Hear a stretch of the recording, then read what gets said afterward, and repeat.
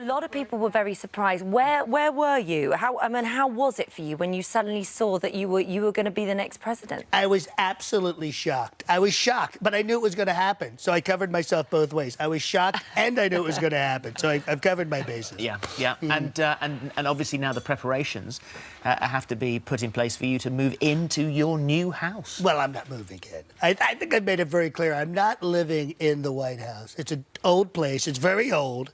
Has old paintings in it. You know what I mean? It's only 2 stories. I haven't lived in a 2-story house since I was 5 years old. So I'm going to stay in New York. OK. You had a lot of opposition from people who didn't really believe that you could win. I had no opposition. I don't know what you're talking about. So you had no doubt at any point? I had no doubt I was going to win. No one was against me. The entire country's with me, I have to tell you. It's tremendous. What about the future First Lady? How does she feel about this change of life? Melania, well, we're teaching her as many words as possible. We're really going to make it possible for her to communicate with everyone. And she obviously doesn't want to move into the White House either. She doesn't want to leave New York. She loves New York. And I love New York, not just because my name is on most of the buildings either, because I love it's a fantastic city.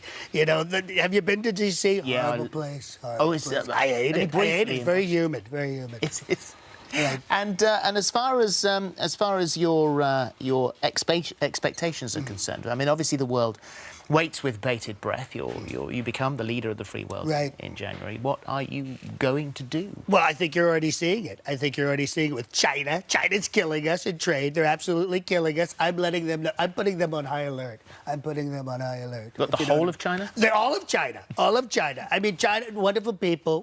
Great Chinese food, by the way. Tremendous Chinese food. Great takeout. But I have to tell you, what they're doing us in trade, not going to happen. I'm talking to Taiwan right now.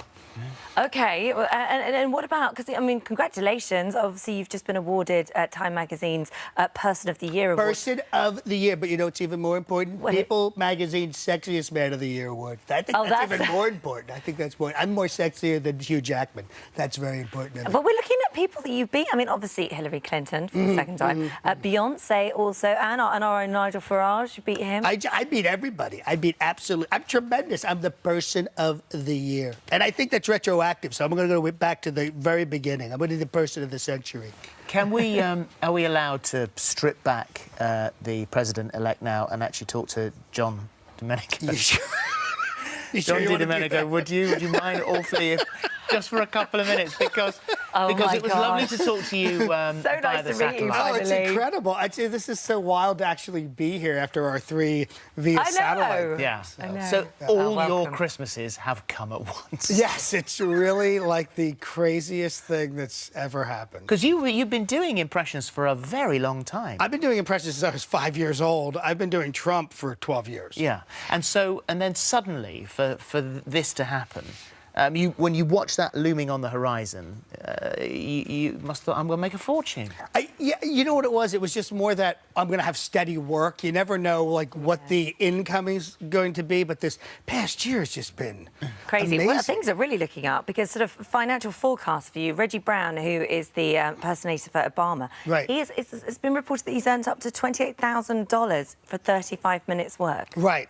Yeah, that's when at the height of the presidency. Yeah. So, you know, and he does, and I know Reggie, and Reggie's works all over the globe because President Obama is beloved. So he works a lot in the Netherlands and in Bangkok, Thailand, and all these international places, and also, of course, in the U.S. So let's hope that the love keeps going for Trump internationally. Well, this is why we've invited you on now, because after January, we can't afford you. You won't be able to afford me. I'm going to buy this building. It's going to be incredible. I have to tell you. So what's the toughest thing to get for him? For the voice, or just the, you know what, at this point, with him, it's the constant, there's so much nuance to the way he speaks, I have to tell you. You know what I mean? Because he's up, he's down, he constricts his vocal cords. He's always moving, he's always gesticulating like this. By the way, this is how I work out. A lot of pointing, So he's not like a normal. If you're doing someone like, if I'm doing Austin Powers, baby, it's kind of like a straight across kind of thing.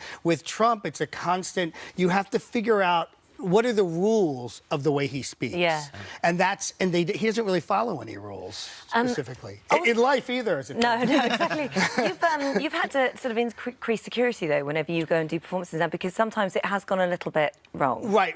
Since he's, on the run-up, I think a lot of people didn't think he was going to win. It was kind of like a fun thing. Oh, yeah, this guy's running. When we were in New York the Saturday before the election, I did 3 full interviews with Japanese TV, British television, and a couple of Australian TV, and we spent the entire day in Times Square. And I was starting to notice for the very first time there was a little bit of negativity. Yeah.